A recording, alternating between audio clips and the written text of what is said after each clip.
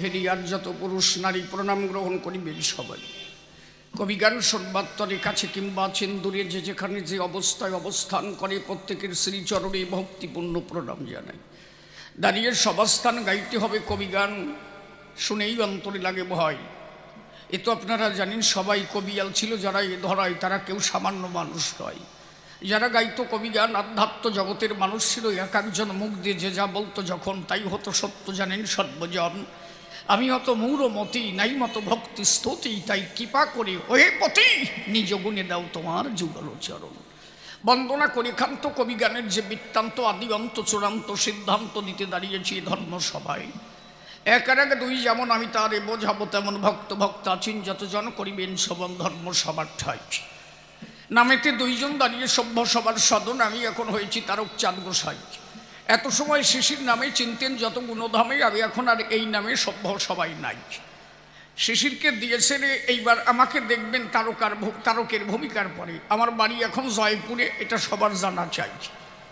যদিও বাড়ি আমার গাঙ্গনাপুরে, শোনেন যত নারী নুরে পুর আর ফুর মিল আছে। মূলত সে পুর আর এ পুর এক ফুর নয়, ওটা জয়পুর আর এটা গাঙ্গনাপুর। শিশিরের বাড়ি গাঙ্গনাপুর, সে নয় বহুদূর। কিন্তু জয়পুর যেতে গেলে বর্তমানে বর্ডার মেলে, বর্ডার পাস না করে সেখানে যাওয়া কবু সম্ভব নয়। তাহলে আমি হলাম তারক গোসাই, দাঁড়িয়ে বলি সবর ঠাই। জয়পুরটা হচ্ছে যশোর জেলায়, তাই তো? অন্তরে করেন ধারণা, বসে শোনেন সুধী জনায় আসিয়া সেজনা যেভাবে প্রশ্নপত্র করেছে দান। একের এক দুই যেমন আমি তারে বোঝাবো, তেমন আপনারা ভক্ত ভক্ত আছেন যতজন বসে বসে করবে না করুন। বিভিন্ন প্রশ্নপত্র তুলে ধরেছে সভাগাত্র, অত্র তার দেব সমাধান। দাঁড়াইয়ে কাব্য মঞ্চ পড়ে, তারকের ভূমিকায় কথা বলতে হবে আসরে। এইটা শুনে ভয় লাগে অন্তরে, শোনেন সর্বজন। তারকের সেই মধুর কথা বসে শোনেন বিজ্ঞ শ্রোতা। কালী সাহেজার চরণ ধুলি মিথ্যা কথা নয়। কি বলবো সভাতলে, আমার তারককে বাবা বলি স্বয়ং কালী, তাই শাখা পড়ে। এ তো আপনারা জানেন সবাই। যেদিন তারক গান গাইতে গেল, এ কথা বলা ভালো, নদী দিয়ে গান গাইতে যাচ্ছিল। কালী মন্দিরে কালী ছিল, মিথ্যা কথা নয়। কালী মনে মনে ভাবলো তাই তারক যদি একটু আমার দিকে তাকায়, ওর ওই হরিমুখ কথা মুখখানা একটু দেখিবারে চাই। যাচ্ছে তারক নৌকা করিয়ে বসে শোনেন নারী নরে, থাকবেন চুপ করিয়ে। ওই বিটি এত ঘরে কেন বারে বারে? ব্যাপারটা কি? ইস, বাবের মানুষ আনিয়ে নইছে না, এইরকম অনেকে আছে ভাবে যে আজকে কবি গান আছে। কেউ কবি গান শুনতে আইছে, আর কেউ কেউ আজকে টু দিচ্ছে। যাইস কেনে শিশির গাবেনের আমরা পিছনে টু দিবানি, এইরকম আছে না? ও দুই চারজনের এরকম থাকবে, ও সারা জীবন থাকবে। বাবা কোন সবাই আইছে। তাহলে দাঁড়িয়ে বলি সবার ঠাই, আমি আর শিশির নাই। তারকের কথা বসে শোনেন বিজ্ঞ শ্রোতা। একদিন তারক গোসাই নৌকা মেরে নৌকা করিয়ে কবি গানে যায়। খুলনার মধ্যে দিয়ে যাচ্ছে, নৌকা চলছে। তারক নৌকার ভিতরে হরি কথা বলছে। সাধু তো যারে কয়, যার মুখে সদা হরি কথা, হরি প্রেমে যার বিরহ ব্যথা, হরি বলতে যার চোখের জল ঝরে, সেই তো পরম সাধু চলাচলে। তারক আছে নৌকার ভিতরে, হরি কথা বলছে নৌকার উপরে। এখন ওই কালী মন্দিরে কালী বসে চিন্তা করে, যদি তারক একবার তাকাতো আমার ধারে, মনে আছে ভাবো আমার তারক যে ওই মুখে হরি কথা কয়, ওই মুখ খারাপ একবার একটু দেখবো। চিন্তা করে তাই এখন তারক ভাবের ঘরে হরি কথা বলতে বলতে যাচ্ছে নৌকার উপরে। ওনারা লক্ষ্য নাই যে পাশেই শ্মশান আছে, শ্মশান কালী মা মন্দির আছে। আমি অন্তত একবার ভিড়ে তাকাই। আজীবন কালী ছিল একটা তারকের প্রতি টান। কালী তারকেরই সন্তান। আদ্যা শক্তি মহামায়ার বলে জন্মেছিল নন্দন। তারকের পিতা যিনি কাশীনাথ হলেন তিনি। আপনারা জানেন জ্ঞানী গুণী, মিথ্যা কথা নয়। কাশীনাথ পেয়েছিল তারকের, জন্ম নিয়েছিল একদম বুড়ো বয়সে। ও সমাজ সলবাই হওয়ার কথা নয়। তারক গোসাইর মা তখন বৃদ্ধ অবস্থায়। তারকের মাতার নাম ছিল অন্নদা, আর স্ত্রীর নাম ছিল চিন্তামণি। 1845 সালে তারক গোসাই মার্গশীর্ষ আমাবস্যা শনিবার, আমাবস্যার দিনে জন্ম নিয়েছিলেন ভূমণ্ডলে। এই যে আমাদের মধ্যে বিভিন্ন কথাবার্তা রয়, শনিবারে জন্মালে তাতে 3 পোয়া দোষ পায়, কোনোটা মরিয়ে গেলি নাকি 4 পোয়া দোষ হয়, আর তারকের জন্ম আমাবস্যা শনিবারে, তারপরে অত বড় মহান কবি জগতে আর কেউ নাই। হে জন্ম হোক যথা তথা কর্ম চাই শ্রেষ্ঠ। কর্মশ্রেষ্ঠ হলে বসে শোনেন জ্ঞানী দলে, জন্ম যে বারই হোক সে যদি কর্ম ঠিক করে চলে তার মতো শ্রেষ্ঠ জগতে আর কেউ নাই। হরিগুরু চাঁদ বলেছে তাই। নিজেকে যদি ঠিক রাখা যায়, অন্তরে কোনো ধারণা ও বার তিথি নক্ষত্র ওতে কিছু যাওয়া আসা হয় না। অনর্থ তীর্থ পর্যটনের কোনো প্রয়োজন হয় না। বাস্তববাদী ধর্ম যা হরিগুরু চাঁদ দিয়ে গেছে তা বুঝলো কয়জন? তা তো বোঝে না। এত বলি তারপরেও তারা জানে না। দাঁড়িয়ে বলি সবার ঠাই, শিশির যা বলবে তাই মেনে নিতে হবে, তা তো আর হয় না। আগের মতো সেদিন এখন আর নাই। এই মোরল যা কবে গুষ্টু শুদ্ধ সবার তাই শুনতে হবে, সেদিন আছে না কি? এখন আর তা নাই। ভেবে দেখো, তাই নিজে শিক্ষা করেছো অর্জন, নিজের মধ্যে জ্ঞান প্রকট আকার করেছে ধারণ। তুমি নিজে করো চিন্তন, কোনটা সঠিক কোনটা বেঠিক, আমি কোন পথে গেলে পেতে পারি আমার শ্রীমদন মোহন। দাঁড়িয়ে বলি সবার ঠাই, ওই যে কালী দেখে তাই। তারক তো ফিরে চায় না, তারকের মনে ভাবনা হরি ছাড়া আর কিছু সে চেনে না। যেদিন থেকে হরিচাঁদকে দেখলো, মনপ্রাণ জীবন যৌবন সব হরির পায়ে সঁপে দিল। ওই যে নৌকা নিয়ে যাচ্ছি, কালী মনে ভাবলো তাই, ও তো আমার সন্তান, ও যদি না চায়, মনে আছে ভাবো মন্দিরের মুখ ঘোরায় নিয়ে আমি একটু দেখব। অনেক সময় হয় না, সন্তান মায়ের দিকে না তাকালেও মা তো সন্তানকে ছেড়ে যেতে পারে না। কালী করলো ভাবো না, তারক না তাকালে কি হবে, আমি তো মনে আছে ভাবো আমি অন্তত আমার সন্তানের মুখখানা একবার দেখবো। কালী করলো কি, ওই মন্দিরের মুখখানা ঘোরায় নিয়ে নদীর দিকে ঘুরে দাঁড়ালো। মনে ভাবলো তাই, মন্দিরটা যদি ঘুরে দাঁড়াই তাহলে অন্তত দেখবি আমায়। তারও কই নৌকার মধ্যে হরি কথা বলতে বলতে চলেই গেল, এদিক ওদিক আর তাকায় নাই।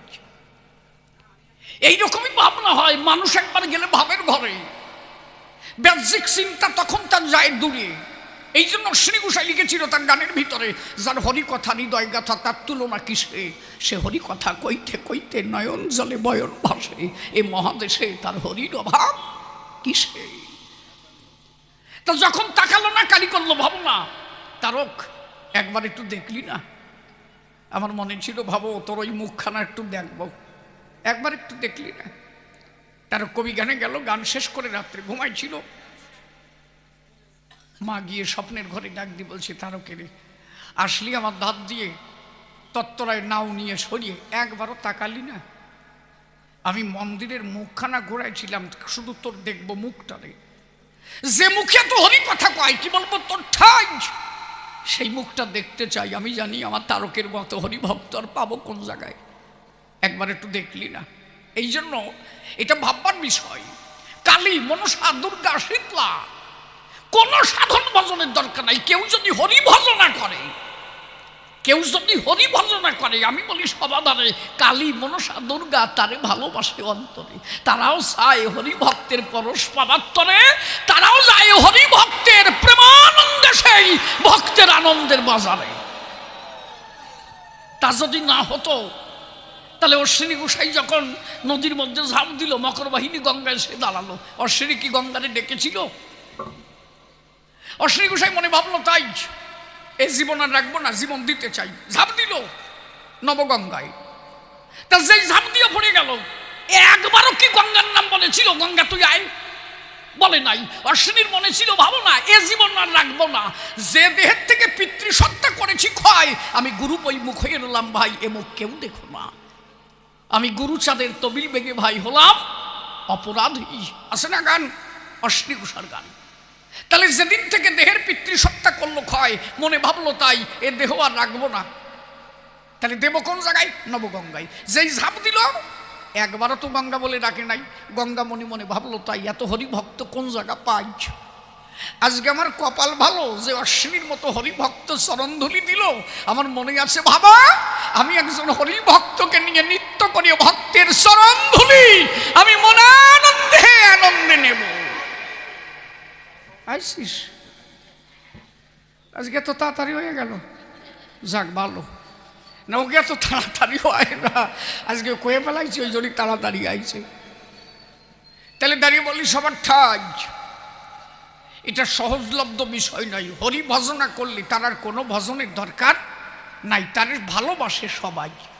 আমি এই বলছি না যে কালী নাই, আমার আলোচনা অনেকে বোঝে না, এই জন্য করে বিভিন্ন ভাবনা যে শিশির ওই মতুল ছাড়া আর কিছু বোঝে না।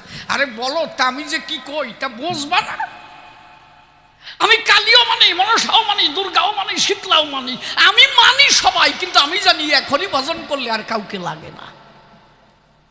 আমার কথা হচ্ছে তাই, আমি কালীকেও ভালোবাসি, মনসাওকেও ভালোবাসি, কি বলবো সবাই প্রকাশী, কিন্তু হরিচাঁদকে যে ভালোবাসা দিয়েছি ও জায়গায় বসানোর মতো ক্ষমতা আর কারো নাই।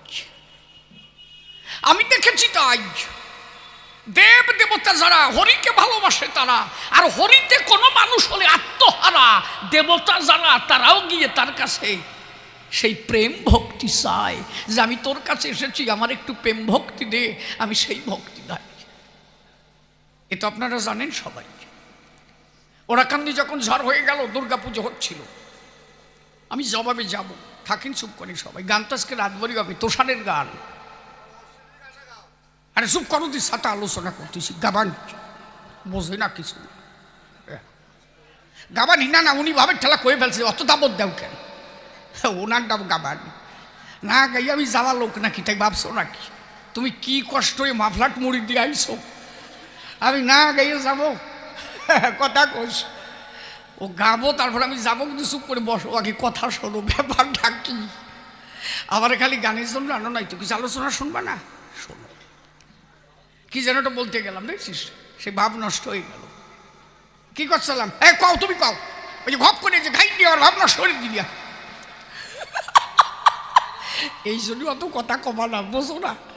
ওই দাবো শুনে আমার কাজ হয়ে গেছে। হ্যাঁ, তাহলে দেবদেবতা যারা প্রেমিক তারাও ভক্তের কাছে প্রেম ভিক্ষা চায়, শাস্ত্রে বলেছে তাই। অন্তরে করেন ভালো না, সেসব কথা তো মিথ্যা না। আমার অশ্বিনী, তারক, গোলক, মহানন্দ, হীরামন, তারা করে নাই কারো সাধন ভজন, কিন্তু দেবদেবতা যারা অত্যন্ত তাদের ভালোবেসেছে তারা, কারণ তারা জানে তাই। ও যে কথা বলতেছিলাম এ সবাই, ওরাকান্দি দুর্গা পুজো হয় বলছিলাম না, একটু কবা না, কি কলি তুই এইবার হয় নাই, তা তুমি এত সময় কি করছো মনে বোঝে না, বলো তো। ওরাকান্দি দুর্গা পুজো হয়, হঠাৎ একটা ঝড় হলো, দুর্গা প্রতিমা ভেঙে গেল, সভাতল করি তাই বল গুরুচাঁদ ঠাকুর যিনি, ওই ঝড় শেষের পরে ওরাকান্দি ধরে বিচরণ করছেন তিনি, মানে ঘুরে বেড়াচ্ছে, কি ভাঙছে না ভাঙছে সব দেখে বেড়াচ্ছে। দেখে তাই ওরাকান্দির চতুর্ধারে গাছগাছালি ভেঙে সব আছে পড়িয়ে। এখন গিয়ে দুর্গা মন্দিরে দেখে তাই দুর্গাও ঠিক নাই, প্রতিমা ভাঙিয়ে শীতয়ে পড়িয়ে আছে। গুরুচাঁদ করলো বর্ণনা, যে প্রতিমা নিজের ধরে রাখতে পারে না, আমি এর হুজুয়াত দেব না। ঝড়ে সব ভেঙে গেল গেল, তাতে দুঃখ নাই, কিন্তু যে নিজের ধরে রাখতে পারলো না, ওর পুজো আমি আর দেব না। মনে করলো ভাবনা এই দুর্গা পুজোর হবে না। অন্তরে ব্যথা নিয়ে গুরুচাঁদ হেঁটে যাচ্ছে, কি বলবো আপনাদের কাছে, লাল একটা শাড়ি পরে, সাদা কাপড়, চুল টুল এলোমেলো করা, সামনে এসে দাঁড়াইছে। ওই যে মনে মনে ভাবছে ওর পুজো আর করবো না, সামনে এসে দাঁড়ায়, বলে তাই পুজো আর হবে না? বলে না আর হবে না। তুই কেটা? বলে যেটা ভাঙিছে সেইটা। বলে তার নিজেরা ধরে রাখতি যখন পারিস নাই, তোর পুজোর কেনা দেয়? বলে আমি সর্বভূতে বিদ্যমান, আমি ওরাকান্তি থাকি সর্বক্ষণ, এত জায়গা পুজো হয়, কোথাও যাই কিনা তার ঠিক নাই, তবে ওরাকান্তি পুজো হলে আমি থাকি সব সময়। তুমি আমার কথা নেও, ওরাকান্দি অন্তত শ্বশুরি দিয়ে আমার পুজোটা দেও। তোমার মন্দিরে আসতে হবে না, তুমি সবার উপাস্য কিনা, তুমি পুজো দিলে সে পুজো তো আমি নিতে পারি না। এই জন্য আমি বলি তোমার ঠাই শশী যদি পুজো দেয় তাহলে সেই পুজো খাওয়া যায়, তুমি আমার কথা নিও, অন্তত শ্বশুরি দিয়ে পুজোর আয়োজন করে দিও। বললো আর বেশি দিন পুজো নাই, মূর্তি ভেঙে গেছে, আর কেনা বানাবে, যাবো কোন জায়গায়? বলে এ বছর আর হবে না। বলে না এই বছর দিতে হবে। বলে তা কিভাবে পুজো হবে? গুরুচাঁদ ঠাকুর বললো, তাই যারা যারা যে কিছু বানাবে তোর এবার যে নিমন্ত্রণ দিতে হবে, আমার দ্বারা আর কিছু করা সম্ভব না। তোর মূর্তি ভেঙে গেছে, তুই কথা নিবি, কোন ফালে মূর্তি বানাবে তুই তারে যে কবি, কে পুজো দেবে তুই নিমন্ত্রণ দিবি, কে ঢাকি হয়ে ঢাক বাজাবে তুই তারে কবি। আমার মনে আছে, ভাবো যদি সব জোগাড় করে পুজো খাতি পারিস তাহলে দেবো, নইলে আমার দ্বারা আর এসব টেনশন নেওয়া সম্ভব না। দুর্গা বললো, তাই অসুবিধা নাই, যা যা লাগবে সব আমি করে নেবানি। ওই এক রাত্রে সব কয়েকজনকে স্বপ্নে দেখালো, যেটা ঢাক বাজাবে সেটা যে বললো ঢাক বাজাবা, আর একটা বললো তুই মূর্তি দিস, তুই যে পুজো দিস, এই সব নিমন্ত্রণ দিয়ে গেল। গুরুচাঁদ ঠাকুরের কাছে বলল, গুরুচাঁদ ঠাকুর একটা কথা জিজ্ঞাসা করেছিল, মানুষের টাকা পয়সা দিয়ে পুজো দেয়, কত কষ্ট করে নেয়, আর ওরা কান দিয়ে এত জেসে পুজো খাওয়ার বিষয়টা কোন জায়গায়? বলে পুজো সবাই আমার দেয়, আমি যাতে ভালো থাকি কোনো জায়গা তা নাই। বলে কি? বলে ওরা কান দিয়ে পুজো হয়, যা কিছু দেয় তাতে আমার দুঃখ নাই, অন্তরে করি ধারণা আমি যা ভালোবাসি তা যে সবসময় ওরা কান্দি হয়। বলে সেইটা কি জানো? যখন আমার পুজো হয় মতুয়ারা ওই যে দল নিয়ে যখন ডঙ্কা নিয়ে ধায়, কি বলবো তোমার ধারে, আমি থাকি মন্দিরে, মতুয়ারা যখন ডঙ্কা বাজায় হরিনাম করে, আমিও মন্দিরে বসে মধুর হরিনাম আনন্দে মাতোয়ারা হয়ে যাই। কি বলবো তোমার ঠাই, আমিও যে হরিনাম বড় ভালোবাসি, এখন তো তা নাই। এখনকার পুজো টুজো দেখছো? ওই আজকে দেখলাম পোষকালি আনতে যাচ্ছে আমাকে বাড়ির পাশে, আমার বাড়ির দ্বারে। আমি বললাম কি নিয়ে যাবি? কয় যে 3 মোটর ভ্যান কইছি আর গোডাকুড়ি বক্স কইছি। 3 মোটর ভ্যান, গোডাকুড়ি বক্স। বাঁচবে নাকি জানো? যদি হার্টের রোগ কাট থাকে, ও গ্রামেই থাকার কায়দা নাই। ধপাস ধপাস করে এমন ঘাই জড়বে, আর যে কটা যাবে নেই ও আর বলবো না, যার মোটে পয়সা নাই সে বাংলা ছাড়া চলবে না। কি ঠিক কিনা কম? প্রকৃত পূজা আছে নাকি? কোন মাদক দ্রব্য কোন পূজার অংশ নাকি? মদ গাঁজা ভাঙ ভুট্টা যেথায় জুয়া চুরি সেখানে নাই আমার দয়াল হরি। ভেবে দেখো, তাই আদিমে যে পুজো হতো ঢাকি ঢাক বাজাতো, 4-5টা ঢাক নিয়ে যেত, কাশি নিয়ে যেত, ধূপ প্রদীপ নিয়ে যেত, ওই ঢাক বাজাতে বাজাতে যখন আসতো মনে হতো মা বাড়ি আসতেছে, ঠিক কিনা? আর এখন যা বাজায় তাই মনে হয় ও কি বাজায়, আর নাচন কাচন দেখছো। কালি ওই মোটর ভ্যানের সাবা দেয়, তাড়াতাড়ি ছাড়িয়ে দিস, বেশি দিন রাখিস না, যাওয়ার আগেই সাবা দেয় যে আমি চলে যাবানি, তাড়াতাড়ি ছাড়িয়ে দিস আমারে। পরিস্থিতি ভয়াবহ তো। তাহলে যা হলে মা ভালোবাসে তাই যদি দেয় মায়ের পাশে, মা তো হরিনাম ভালোবাসে, আর কিছু তো ভালোবাসে না। যদি হরিনাম কেউ গায়, দাঁড়িয়ে বলি সবার ঠাই কালী দুর্গা মনসা শীতলা তারা আছে যারা, সবাই হরিনামে আত্মহারা, কারণ এরা সবাই হরির অংশ, হরিকে ভালোবাসে সবাই। এক হরি আরাধনা করলে তার আর কোনো আরাধনার প্রয়োজন নাই। বোঝা গেছে? এর পরিষ্কার।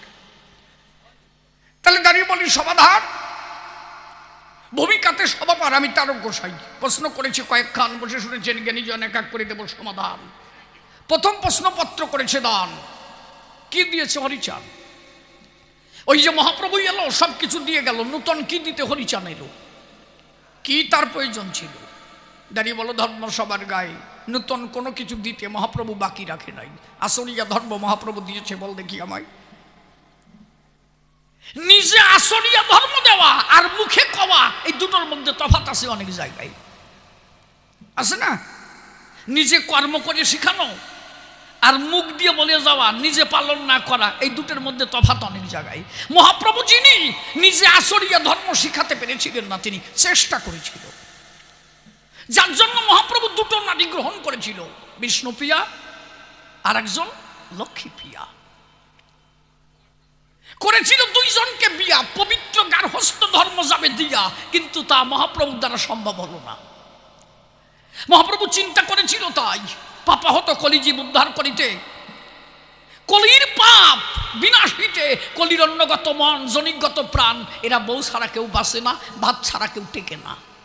তাই মনে ভাবলো, তাই আমি গার্হস্থ্য ধর্ম দিয়ে যদি জীবকে শিখাই যাই, তাহলে এই ধর্ম দিয়ে কলির পাপ তরাতে পারি, অসুবিধা নাই। মায়াবাদী সন্ন্যাসী যারা, মায়াতে যুক্ত হলো তারা, তাদের একটাই ধারা, ব্রহ্ম নিরাকার, সাকারে আসে না। তারা মনে ভাবলো তাই ব্রহ্ম কবু সাকারে আসে না, তারা সাকারে পাওয়া যায় না, তারা ভক্তিবাদকে বিশ্বাস করে না। মহাপ্রভু যিনি একমাত্র ভক্তিবাদকে দিতে নিজে গার্হস্থ ধর্মে গৃহী সেজেও তার সন্ন্যাস নিতে হয়েছিল শুধু মায়াবাদী সন্ন্যাসীদের ভক্তি ধর্ম দিতে। দাঁড়িয়ে বলি সবার ঠাই, যার কারণে অল্পকালে মহাপ্রভুকে ঘর ছেড়ে সন্ন্যাস নিতে হয়।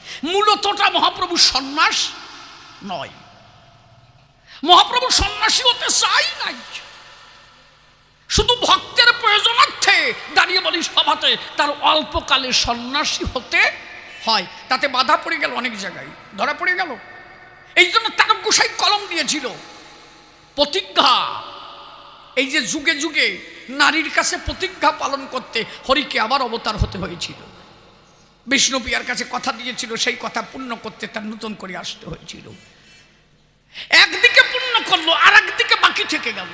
ভক্তকে ভক্তি দিতে ঘর ছেড়ে গেল। কলিতে সন্ন্যাস নাই, অশ্বমেধ গবলম্ব সন্ন্যাসী ফলপত্রিকম দেবরণ সুত উৎপত্তি কলাও পঞ্চবিবর্জয়ত। কলিতে সন্ন্যাস নাই, মহাপ্রভুকে নিতে হলো, তাই ইচ্ছা ছিল না তাও নিতে হলো, শুধু জীবের দায়। কারণ বিষ্ণুপ্রিয়ার মতো নারীকে ছেড়ে গিয়ে ওই যে পড়ে গেল ঋণের দায়, যার কারণে মহাপ্রভুকে আবার আসতে হলো দাঁড়ায়। অত বড় সতী নারীর মনে ব্যথা দেওয়া যায়? আপনারা ভাববেন না বিষ্ণুপ্রিয়ার মতো নারী পৃথিবীতে আরো হয় কিনা? অত বড় সতী নারী একটা পাওয়া যায় কিনা? এই জায়গা যে নাই তা না, এই জায়গা আমার সব মা ওই বিষ্ণুপ্রিয়ার মতো। আমাকে ওই জায়গার কথা কইছে। 24 বছর বয়সে মহাপ্রভু সন্ন্যাস নিয়ে চলে গেল। 48 বছর বয়সে মহাপ্রভু ফিরে এলো। তাহলে 24 বছর বয়সে একটা নারী তার ভাবের আবেশে, তখন সে তার স্বামীকে পাবে পাশে। এই অবস্থা থেকে স্বামী যদি দেয় দারুদেশে, নারী তখন চোখের জলে ভাসে। অত বড় চরিত্র। ওই যে ভোরবেলা বিষ্ণুপ্রিয়া কি করত? এক মুষ্টি চাল হাতে নিত, এক একটা চাল কৃষ্ণ নামে নিবেদন করি, এক একটা চাল ধরে ধরে হাড়ির মধ্যে দিয়ে এক মুষ্টি চাল রন্ধন করিয়া দিন অন্তে একবার রান্না করে খেত। ওই যে ব্রহ্ম মুহূর্তে উঠতো, ভোরবেলা স্নান করতো, ওই যে ঘরে ঢুকতো, আর বাইরে বেরোতো না। এইভাবে 24টা বছর কাটিয়েছিল। ভাবতে পারো এটা কঠিন বিষয় না? তার না এসে পারা সম্ভব নাকি? এত সোজা নাকি? 24 বছর ধরে এহেন সাধনা বিষ্ণুপ্রিয়া করে রেখেছিল প্রাণ বন্ধুকে তার হৃদয় মন্দিরে। 48 বছর মহাপ্রভু এসে যখন দাঁড়ালো, ডাক দিয়ে বিষ্ণুপ্রিয়াকে বাইরে এসে বললো, বিষ্ণুপ্রিয়া। বিষ্ণুপ্রিয়া ঘর থেকে বাইরে এসে দাঁড়ালো, বলো প্রভু এসেছে। বলে অন্তরে কর ধারণা, আমি তো তোমার কিছু দিতে পারলাম না, 24 বছরে তোমার ছেড়ে গেছি, তোমার যে কি জাতো না, কেউ না জানলে আমি তো জানি, এই জন্য অন্তরে করি ভাবো না, কোনোদিন তো কিছু দিতে পারলাম না, তা মনে আছে ভাবো আজকে তোমার কিছু দেবো। বিষ্ণু এটা মুস্কি হাসি দিল, 24টা বছর ধরে কিছু দিলে না, আর আজকেই দেবা। মনে ভাবলাম তাই, কি দিবা আমায় বলো দেখি তাই। অধমুখে বিষ্ণুপ্রিয়া দাঁড়িয়ে আছে, নয়ন তোলে না। কারণ বিষ্ণুপ্রিয়া জানে কোন স্বামী যদি একবার সন্ন্যাস নিয়ে যায়, ওই স্বামী যদি তার নারী মুখ দর্শন করে, তার আর সন্ন্যাসী সন্ন্যাস থাকে না। তাহলে নারীর ধর্ম কি? স্বামীকে ধর্ম রক্ষা করা। নারীর কারণে যেন স্বামীর ধর্মে কোনো ক্ষতি না হয়, এইটা হচ্ছে প্রকৃত নারীর দ্বারা। তোরা দুজন ভালো, আমি দেখছি যে জায়গা যাস তোরা যুগলে আসিস, আর তুই বগলে বাধায় আসিস, ভালো কাজ। আসলে তাই, প্রকৃত কথা হচ্ছে তাই। যেখানে ধর্ম কথা শুনতে যাবা, বগলে বাধায় নিয়ে চলে যাবা, এটাই তো কাজ। নারী আরো উৎসাহ দেবে, তুমি আমার সাথে যাবে। আর যদি আমারে না নিয়ে তুমি আনন্দ পাও, তুমি একা একা যাই হরি কথা শুনে পুণ্য অর্জন করবে। আমি জানি তাই, আমি ঘরে থাকবো, আমি তো ঘরে বসে তোমার পুণ্য অর্ধেক পাবো, নইলে আমারে কি অর্ধাঙ্গিনী কয়? তাহলে নারী যদি স্বামীকে ছেড়ে দেয়, স্বামী যদি ধর্মপথে যায়, ধর্মপথে গিয়ে যদি পুণ্য অর্জন করে নেয়, স্ত্রী তার ঘরে বসে তার অর্ধেক ভাগ পায়। এই জন্য স্ত্রীকে অর্ধাঙ্গিনী কয়, সহধর্মিনী কয়। ধর্মের অর্ধেক, তাই সহধর্মিনী, সে কিন্তু সহপাপিনী নয়। তাহলে প্রত্যেকটা নারীর উচিত তার স্বামীকে ধর্মপথে এগিয়ে দেওয়া। এ জায়গার মারা সবাই তাই করে, কেউ বাধা দেয় না কোনো বাবারে, আমি জানি। কেউ না করুক, আমার হরসিক্ত করে, আমি জানি। তাহলে দাঁড়িয়ে বলি সভাস্থান, ওই যে বিষ্ণুপ্রিয়ার সামনে দাঁড়াইয়ে বলছে মহাপ্রভুর স্থান। আমার কিছু দিবা, তাই দেও। কি চাই? বলে স্বামীর চরণ ছাড়া নারীর তো আর কিছু চাওয়ার নাই। স্বামীর চরণ ছাড়া নারী জীবনে আর তো কিছু চাওয়ার নাই। তাহলে আমার কথা নাও, ওই যে তুমি যে চরণ নিয়ে যে খরমের পরে দাঁড়াও, ওই খরম দুখানা দিয়ে যাও। মনে আছে ভাবো,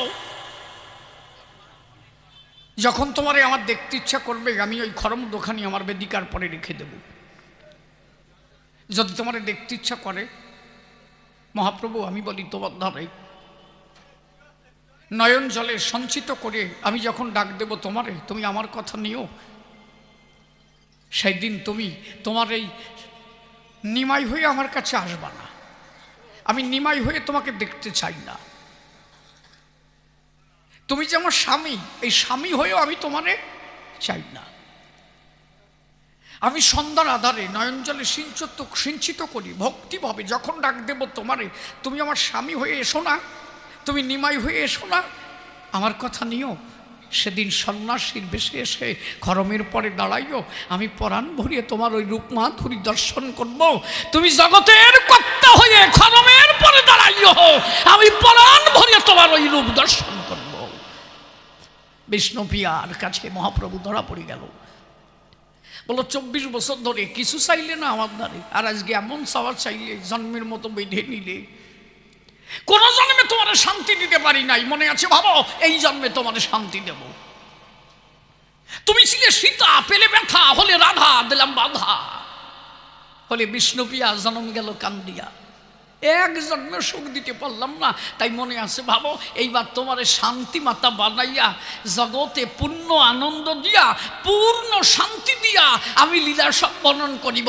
তাই বিষ্ণুপ্রিয়া যিনি এবার লোচন প্রামাণিকের ঘরে শান্তি মাতা হয়ে জন্মগ্রহণ করেছিলেন, তিনি শান্তি মাতার মনস্কামনা পূর্ণ করে গেল। একবার শান্তি হরি প্রেমানন্দে হরি হরি বলো, হরি বল, হরি বল, হরি বল। এবার ও যদি বলে আমার তাই, তাহলে গোলক পাগল জয় হরি বল, গৌর হরি বল কেন কয়? ব্যাপারটা হচ্ছে তাই, যিনি গৌর তিনি হরিচান, আলাদা কেউ নয়। গোলক পাগল গৌর হরি বল জয় হরি বল বলে মানুষকে বুঝাতে চায়, যিনি গৌর তিনি হরি, আলাদা কেউ নয়। কথা বোঝা গেছে? এক কথার মধ্যে সব জবাব সারা। আর কিছু না বললিও হয়, এই বেড়াটা দিলিও হয় নাকি? হ্যাঁ, তাহলে দাঁড়িয়ে বলি সভাস্থান বহু ছিল কারণ। এইবার যদি কারণ ব্যাখ্যা করতে যাই, মহাপ্রভু শুধু বিষ্ণুপ্রিয়ার জন্য এসেছিল না, মাতার কান্দে নাই। ওই যে সচী মাতা যিনি কত কান্না কেঁদেছিলেন, তিনি যেদিন ঘর ছেড়ে নিমাই চলে যায়, সচী মাতা দাঁড়িয়ে দাঁড়িয়ে কেঁদেছিল হাই হুতাশ করে, দিয়ে চোখের জল ছেড়ে। আজও মানুষে সেই গান গায়, যার সন্তান চলে যায় দেখবে ঘরে বসে তারা ওই সুরে ধরে, ও নিমাই দাঁড়ারে। আর কেনা বাজাতে করছে, তোরে ধরিস না বাবা, রাখ, এমনি হাগিয়ে মরে যাচ্ছিস, রাখ। ওর কাল কেটে বলে 22 বার আগা হয়েছে, তা তুই এত হারমোনি ধরিস কেন? চুপ করিয়ে থাক, আমি তোরে বাঁচানোর জন্য আলোচনা করতেছি। দাঁড়িয়ে বলি সভাস্থান, ওই যে নিমাই চান ছেড়ে গেল যখন, সচী মাতা যিনি কত কান্না কেঁদেছিলেন, তিনি ধর্মে বলেছে কি, পিতা স্বর্গ পিতা ধর্ম পিতাহি পরমং তপ পিতরি পিতিমা পণ্যে প্রিয়ন্তে সর্বদেবতা জননী জন্মভূমি স্বর্গাদপি গড়িও। সেই মায়ের উপরে শ্রেষ্ঠ কিছু নাই, পিতার উপরে শ্রেষ্ঠ কিছু নাই। ধরা পড়ে গেল নদী আর নিমাই, মা বাবাকে কোনোদিন একটু যত্ন করতে পারে নাই। এই যে কিছু ছেলেপিলে আছে, আমি দেখেছি তো, তারা সন্ন্যাস নিয়ে চলে যায়, কেউ সাধু হয়ে বিভিন্ন দিকে দেয়। দাঁড়িয়ে বলি সবার ঠাই, ওই ছেলেটা তো চলে যায়, তার মা বাবা কি সত্যি আনন্দ পায়? আমার একটা ছেলে আছে অনির্বাণ গোসাই, অনির্বাণ গোসাই, বয়স কেবল 22 কি 24 হয়েছে, বিয়ে করে ফেলাইছে, বিয়ে ওনার হয়ে গেছে। কি বলবো আপনাদের কাছে, এখন ওনার মধ্যে একটা বৈরাগ্য ভাব আসছে, আর ঘরে থাকবে না। আমি বললাম তাহলে তবে না, গার্হস্থ্য ধর্ম রক্ষা করি। ওর মা বাবা 3 বার আমার কাছে ফোন করে, দাদা ছেলেটারে বুঝাইয়ে বৌমাটারে আইনিয়ে ঘরে যাতে সংসার করে। তার মানে কি, ছেলে যদি বিয়ে না করে, সৃষ্টি যদি রক্ষা না করে, ব্যথা থাকে মা বাবার অন্তরে, থাকে না? দেখবা সল যদি বিয়ে না দিতে পারে, ওই বুড়ো মানুষটাও যাইয়ে পাশের বাড়ি কয়, এই এটা দেখ না মাই, এটা সলটারে বিয়ে দিয়ে থুয়ে যদি জাতি পারতাম রে, ওরে শুইও মরতে পারতাম রে, বলে কি না? তাহলে মা বাবার মনে ব্যথা দেওয়া যাবে না। হরিগুরুচাঁদ ঠাকুর দেখেছিল তাই, একমাত্র ধর্মের শ্রেষ্ঠ সংজ্ঞা হচ্ছে মা বাবা। আগে ধর্মকে জানতে গেলে মা বাবাকে জানতে হয়। মাতা পিতা গাছের গোড়া, হরি গাছের ফল, গাছের গোড়া কেটে কেন আগায় ঢালো জল, দাঁড়িয়ে বলি সভাতল। যদি হরিকে পেতে চাও, আগে তুমি তোমার মা বাবাকে সন্তুষ্ট করে লও। এই জন্য হরিগুরুচাঁদ প্রকৃত ধর্ম দর্শন কি এবার প্রশস্ত গার্হস্থ্য ধর্ম জগতে করলেন প্রচার। আমার হরিচাঁদের অপাল লীলা লীলা বুঝবে সাধ্য। তাহলে গার্হস্থ্য ধর্মের মধ্যে দিয়ে তুমি ঈশ্বরকে পেতে পারো। আমার কথা ধরো, তুমি বিয়ে করো। আমাদের মধ্যে কিছু সমস্যা চলছে, আমি তো দেখি এখন আমাদের মধ্যে ফিরাই দেখি যে কয়টা গোসাই দেখি অবিয়েত, বিয়েত গোসাই একটু কমই দেখা যায়। কিন্তু এদের হরিগুরুচাঁদের ধর্ম দর্শনটা কি সঠিকভাবে জানা আছে কিনা এটা ভাববার বিষয়। গোলক পাগল যিনি, বিয়ের পরে পাগল হলেন তিনি। তার গোসাই বিয়ে করতে চাই নাই। হরিচাঁদ ঠাকুরের কাছে গেল, তার গোসাই বললো যে বাবা আমি বিয়ে করব না। হ্যাঁ, বলে আমি যে ধর্ম দিতে আসছি তুমি রাখবে না, বিয়ে করবে না মানে? বলে বিয়ে করলে যদি আমি তোমারে ভুলে যাই। বলে তুমি যদি ভুলে যাও, মনে আছে ভাবো আমি হরি আমার দয়া দ্বারা তোমারে ধরে রাখবো, তাও তোমার বিয়ে করতে হবে। বলে আমি ধর্ম দিয়েছি বিয়ে করা, গার্হস্থ্য ধর্ম। অতারক বলো দেখি আমার ধারে ভগবান কেউ বউ ছাড়া আছে সংসারে? রামের পাশে সীতা, নারায়ণ লক্ষ্মী, রাধা কৃষ্ণ, মহাপ্রভু বিষ্ণুপ্রিয়া, হরি শান্তিমাতা। তাহলে ভগবান যারা বউ নিয়ে সংসার করেছে তারা, তার মানে কি ভগবান দেখাইছে তাই নারী সঙ্গে নিয়ে ধর্ম করা যায়, অসুবিধা নাই। তাহলে তুমি বিয়ে করবে না কেন?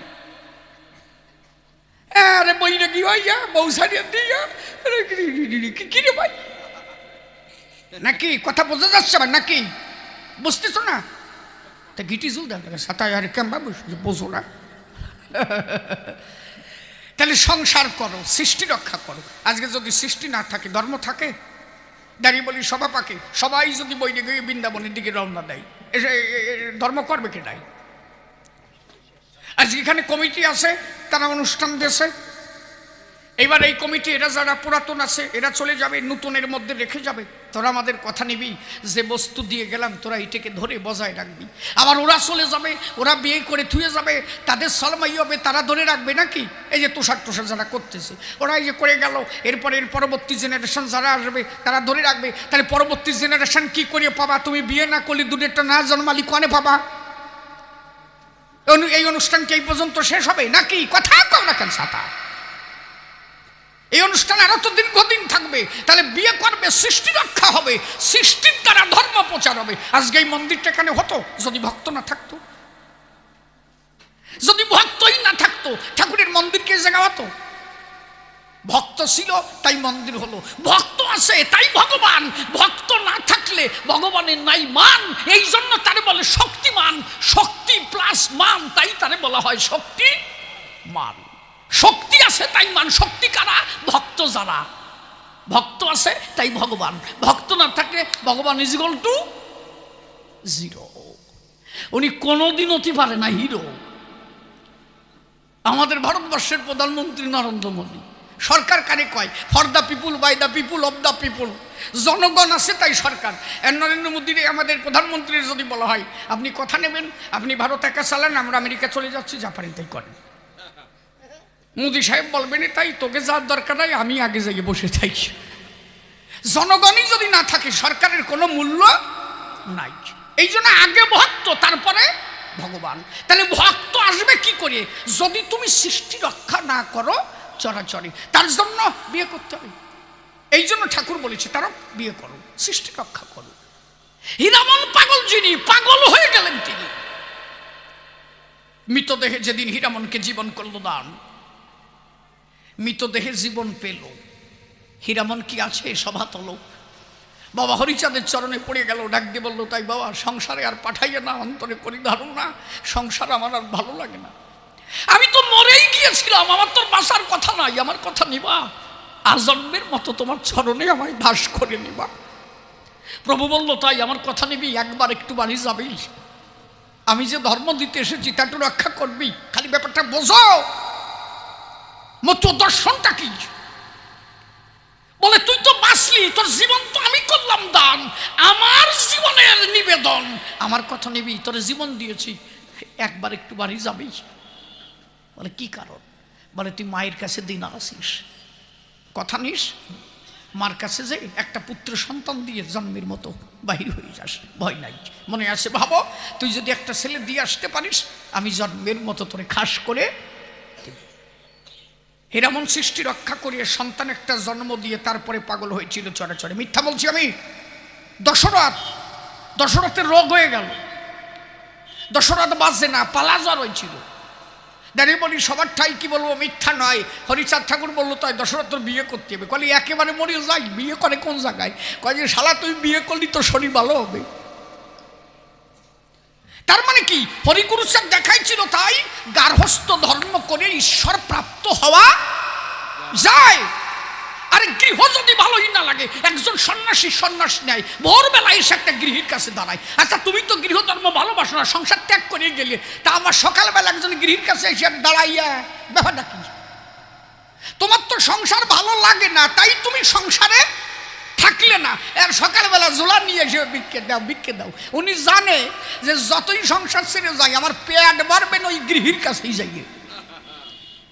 একটা পশু পাখি কীট পতঙ্গ তরুলতা, একটা বাড়ির গৃহপালিত পশু, এরাও ঊর্ধ্ব দিকে চেয়ে থাকে, গৃহকর্তা কখন আসবে, দুটো অন্ন দেবে। মনে আছে ভাবো, আমরাও গৃহীর কাছে নিনি, গৃহীর হাতে আমরা দুটো সেবা নেব। তার মানে গৃহ ধর্মের পরে শ্রেষ্ঠ ধর্ম আর কোনো জায়গা নাই, আর পরিষ্কার কথা। হরিগুরুচাঁদ দিয়েছিল তাই। এবার গার্হস্থ প্রশস্ত ধর্ম জগতে করল প্রচার, হরিচাঁদের অপার লীলা লীলা বুঝবে সাধ্য কার। মহাপ্রভু দিয়েছিল তাই, মহাপ্রভু দিয়েছিল তাই, কিন্তু বৈরাগীরা তা বোঝে না। এই জন্য দেখবা কীর্তনের মধ্যে গায়, ওরে নিতাই ভজ নিতাই ভজ, নিতাই ভজিলে গৌর পাবা নিতাই। আগে কয় না গৌর ভজ গৌর ভজ, কয় কেন গৌরে বস্তি কয় না? আগে নিতার কথা কয়। তার মানে হচ্ছে তাই, নিতাই সন্ন্যাস নেয় নাই, নিতাই গৃহধর্ম রক্ষা করেছিল, দুটো বিয়ে করেছিল। নিত্যানন্দের 8খানা সল ছিল, 8টা এই 8খানা জন্ম দিয়ে নিতাই যদি পূর্ণকুম্ভ নিত্যানন্দ হয়, তাই একটা দুটো জন্ম দিয়ে পূর্ণকুম্ভ হওয়া যায় না? যায় না? বিয়ে হয়েছে, যাক ঠিক আছে। আরে 8টা জন্ম দিয়ে যদি পূর্ণকুম্ভ নিত্যানন্দ হয়, কথা বুঝিস না কি? তা হু হাত দিবা না, আরে সাটা চুপ করে বসে যাও, বসে না। তাহলে নিতাই বলেছে তাই, নিত্যানন্দ মহাপ্রভু যিনি বৈষ্ণব ধর্মের পূর্ণকুম্ভ, মানে কলসি পরিপূর্ণ নিতা, তার কোনো জায়গা ফাঁকা নাই, এই জন্য তারে বলে পূর্ণকুম্ভ নিত্যানন্দ। তাহলে 8টা সল বানাইয়ে নিতাই যদি পূর্ণকুম্ভ হয়, তা মতুয়ারা 2 সেন্টে বানায় পূর্ণকুম্ভ হতে পারে না? তাহলে বই নাকি তুমি ব্যাগ ধরো কেন? তাহলে মহাপ্রভুও চেয়েছিল তাই গার্হস্থ্য ধর্ম দিতে, নিত্যানন্দকে শিখাইছিল তাই, কিন্তু পরবর্তীতে বৈষ্ণব ধর্ম কিছুটা ছলনার দিকে গিয়ে নষ্ট হয়ে যায়। এই নষ্টটা করলো কে? নিত্যানন্দ মহাপ্রভুর একটা ছেলে ছিল বীরভদ্র, উনি রসের ভজন আরম্ভ করল। এই গার্হস্থ্য ধর্ম বন্ধ দিয়া পরের নারী নিয়ে ওই যে সাদা কাপড় পরে দিয়েছ, ওরে বাবা, এই লোক তো পুরো দিয়েছে। একটা দেখবা যে 18 উপরে পড়ে, ওর দুটোই একই ঢকের, কোনটা যে মাইয়া আর কোনটা যে ছেলে বুঝার কায়দা নাই, বুঝলে? আচ্ছা, এই করে লাভ কি দরকার আছে? কথা নাও, পবিত্র গার্হস্থ্য ধর্ম রক্ষা করে লও। আমার তারা গোসাই লিখেছে না, নাও এবার হারমোনি ধরো, আজ জামানা নেই তো, তাই ধরো। তারা গোসাই লিখেছে কি? পালিবে গার্হস্থ্য ধর্ম, 8:30 স্কুল করে, পালিবে গার্হস্থ্য ধর্ম লইয়ে নিজ নারী। আসতে বাজাও, গৃহে থাকি নাসিবান পস্তি ব্রহ্মচারী। ঋতু রক্ষা করিবে জীব হত্যা ভয়, কেহ বা পুণ্য সন্ন্যাসী নিষ্কাম আশ্রয়, গৃহধর্ম গৃহকর্ম করিবে সকল, হাতে কাম মুখে নাম ভক্তি প্রবল। আমি কি সুর ধরি বেতালে বললাম নাকি? সুর কি অসুর বাবা আছে নাকি নাকি? তাই কয়জন আটাতে লোকেন? আরে শোনো, আমার একটা গল্প মনে পড়ে গেছে, কব না থাক। দেখো, একবার যদি বাস ছাড়িয়ে দেয়, বাস যদি একবার ছেড়েই দেয়, তাহলে ওই বাস যে জায়গায় যে দাঁড়াবে, যতই প্রস্রাব শাক চাপিয়ে রাখতে হবে না? বাস ছাড়িয়ে দেশে ওই সময় তো দাঁড়ানোর কায়দা নেই। কন্ট্রাক্টর কয় যে ভাই একটু চাপিয়ে রাখ, সামনে যে দাঁড়াবে, এই জায়গায় দাঁড়ানোর কায়দা নাই। তা আমিও তো বাস ছাড়িয়ে দিছি নাকি? যতই চাপ আসুক ধরে রাখবা না যে কেবল ঢোল ধরিস, একটু চাপিয়েই খাই। আমার সাথে দোতারা বাজাতো নিরুদ্দি গোসাই, ওরে একবার মালদা গাড়ি গেছি বুঝলে। এর সত্যি কথা, গল্প না। উনি ওনার বউ নিয়ে যাচ্ছে, ওনার মালদায় ওনার কি আত্মীয় আছে। আমার বলে দাদা এবার কিন্তু বউ যাবে। আরে ঠিক আছে, আমি গাড়িতে জায়গা নাই, তোমরা দুইজন বাসে যাইও, আমি গাড়ি নিয়ে চলি যাবার। ও ওর বউ নিয়ে গাড়িতে উঠছে, আর রানাঘাটের ওই যে এক্সপ্রেস বাস কয় না, ও সব জায়গা থামে না, ওইটা ওই জায়গাতে সারিছে। ওর বউ যেই উঠিছে সেই হাগায় চাপ দিছে। এইরকম মানুষ আছে যে গাড়িতে উঠলি হাগা আসে, মুত আসে, এইরকম আছে না? কিন্তু দেখবা যে জ্বর আসলি সে গোনো গোনো পায়খানায় যায়, জ্বর আসলি জ্বর দেখি গোনো গোনো পায়খানায় যাবে। হ্যাঁ, ওরে বাবা রে, ও কয় যে আমার শাওনি যেত, ওর মানুষ পাইছি রে, চাইয়ে দেখ এর দামে বইছে বুঝলি। সত্যি কথা কই বাবা,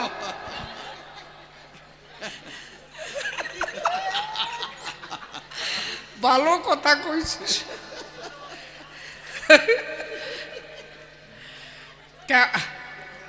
সামনে উঠিস কেন বয়, আমি নামিয়ে যাই, তারপরে যে জেনে যাইস। ওই যে ছাড়িয়ে দিছে, আর উনি ওই নিরদ্রে বলছে শুনছ কি, আমার না হাগা। নিরোধ কয়েছে ওরে শালি, গাড়ি ছাড়িয়ে পারলো না, তোরা গাইছে এত সময় দাঁড়াইছিলাম, তুই করলি না কেন? আসলে ও আসবে কোন সময় কেউ বলি আসে নাকি কথা বলছে, দেখো খুব জোর আইছে। আর উনি নিরোধ যে কন্ট্রাক্টরে কইছে দাদা বাসটা একটু দাঁড় করানো যায়, আমার স্ত্রীর পরিস্থিতি ভালো না। কই যে যতই ঝামেলা হোক একটু ছাপিয়ে থাকতে বলেন, সামনে স্টপিস দিয়ে ওনার নামায় দেবানি। ওনার তো দাঁড়ানির কায়দা নাই, পরিস্থিতি ঘোরালো, খুব পরিমাণ জোরালো, চাপ সামলাতে পারে নাই। ওই বাম্পার যে আইছে, ওই বাম্পারে বাস পড়েছে।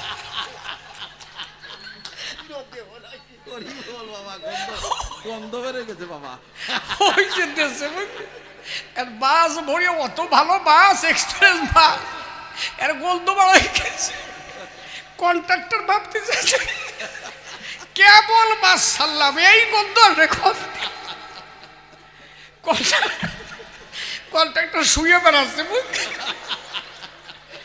ওই মালের কাছে যে ধরে বেড়াইছে। আর নিরোধ করিছে কি, ওই বউ থুইয়া পিছনে সিটি থেকে বইছে, ও দেখছে যে পরিচয়টাই দেওয়া যাবে না আজকে। ও পিছনে যে বসে রয়েছে, কন্ট্রাক্টর এসে দিয়ে বলছে ওঠো, ও তো আর ওঠে না, নেটাই রয়েছে, আর কথা কয় না। ওই লোক ওখান থেকে কন্ট্রাক্টর বলছে এ বউকার। নিরোধ ওই পিছনে মুখ বুঝছে, নিরোধ যে আসে না, কয় যে বউকার, কেউ কথা কয় না। আধা ঘন্টা হয়ে যায়, পরিস্থিতি খারাপ তো। আর উনি তো কথা করছে না, মুখ পেশার মতো করে বসে রয়েছে আগিয়ে দিয়ে। কয় যে বউকার, কেউ কথা কয় না। কন্ট্রাক্টর কয় যে বউ যদি কেউ না হয় ধুয়ে মুছে আমি নিয়ে গেলাম। নিরোধ পিছনের তো কয় যে বউ আমার।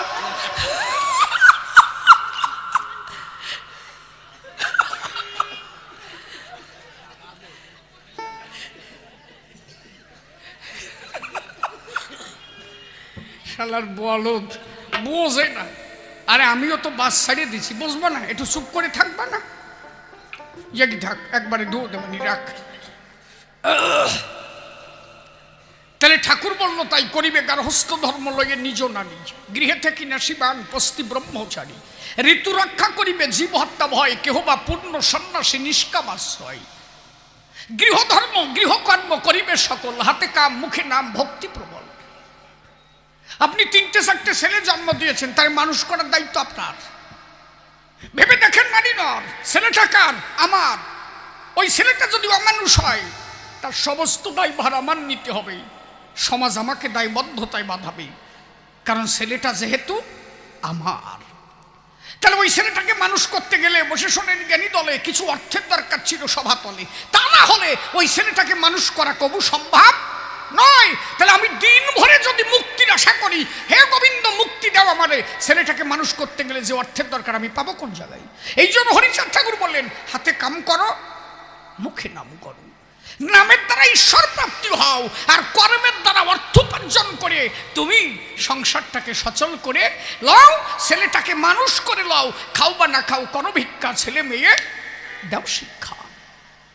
ভেবে দেখো, তাই শিক্ষায় ঈশ্বর প্রাপ্তি নয়, তবে শিক্ষায় কি হয়? শিক্ষায় চেতনা বাড়ে, জ্ঞানের জন্ম দেয়। আর জ্ঞান যত বাড়ে, মানুষ প্রকৃত ধর্মটাকে বুঝতে পারে। আগে ধর্ম সম্বন্ধে এত ভাবনা আমাদের ছিল না। ওই ব্রাহ্মণরা যা বলতো আমরা ভাবতাম তাই। ব্রাহ্মণ বললে ভুল হয়, বাহন।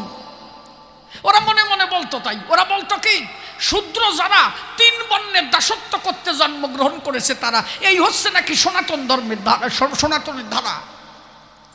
ওরা যা বলতো আমরা মানতাম তাই। কিন্তু আমরা তখন কবু ভেবেই দেখি নাই মানুষ সবাই সমান, মানুষের মধ্যে কোনো পার্থক্য নাই। ওরা বলেছে তাই, শূদ্র যারা, নমশূদ্র যারা, ব্রাহ্মণ ক্ষত্রিয় বৈশ্য, এই 3 বর্ণের দাসত্ব করবে এরা। ওরা যা বলেছে আমরা মেনেছি। ওরা বলছে তাই, কোন মন্দিরে যদি কোনো শূদ্র গিয়ে প্রসাদ খায়, সেই মন্দিরে ভগবান থাকে না। এই জন্য আমাদের প্রসাদ দেওয়া হতো না। আমাদের কি করা হতো? ওই মন্দিরে গিয়ে প্রসাদ চাইলে দাঁড়ায় থাকতো, মন্দির থেকে প্রসাদ ছুঁড়ে দেওয়া হতো, ওই মাটি দিয়ে খুঁটে খুঁটে খেতে হতো। ভাববার বিষয়। আমার এই মানুষগুলো যখন রাস্তা দিয়ে যেত, এই যে বধুরা এখন ভালো ভালো শাড়ি পরে বসে শোনেন নারী নরে, তখনকার সময় যখন যেত রাস্তা ধরে আঁঠুর উপরে কাপড় পরতে হতো, আঁঠুর উপরে কাপড় পরতে হতো, গলায় ঘটি বেঁধে দিত। ওরা বলতো তাই, ওদের এই আমাদের মেয়েরা যদি রাস্তার উপরে থুতু ফেলায়, ওদের নাকি ধর্মগ্রন্থে লেখা আছে, তাই আমার জীবনে দেখা নাই। ওরা বলে তাই, ওদের ধর্মগ্রন্থে লেখা আছে তাই, আমাদের মেয়েরা যদি থুতু ফেলে, সেই থুতুর পরে ওদের যদি পা পড়ে, তাতে নাকি ওদের জাত চলে যায়। এই জন্য আমাদের বধুরা গলায় ঘটি নিয়ে চলতো, থুতু ঘটির মধ্যে ফেলতো, বাড়ি এসে সেই থুতু একটা নির্দিষ্ট স্থানে রেখে দিত। যত বাধ্যবাধকতা আমার মানুষের মধ্যে ছিল, এরা কোনো জলে স্পর্শ করতে পারত না। রামকান্ত বৈরাগী যিনি নদীর জলে স্নান করতে নামলেন, তিনি তাকে নদীর থেকে তুলে দেয়া হলো, ডাক দিয়ে বলল, তাই তুই শূদ্র জাতি, ওই জল ছুঁয়ে দিলে তাতে জাত চলে যায়। আজকে হরিগুরুচাঁদ যদি না আসতো, এইখানে দাঁড়ায় সম্মিলন করা এই লাগতো?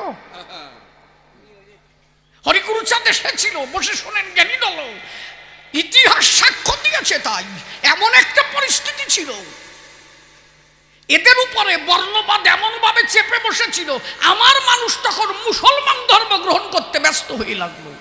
এরা দেখলো তাই, যদি আমরা এই অবস্থায় থাকি, আমাদের আর বাঁচার মতো নাই। তখন কি করত? এদের মধ্যে পেশাব দেওয়া হতো। বিভিন্ন বাধ্যবাধকতা সহ্য করতে না পেরে তখন আমার মানুষগুলো মুসলমান হয়ে যেত এক এক করে। হরিগুরুচাঁদ সেই মুহূর্তে অবতার হয়ে এদেরকে রক্ষা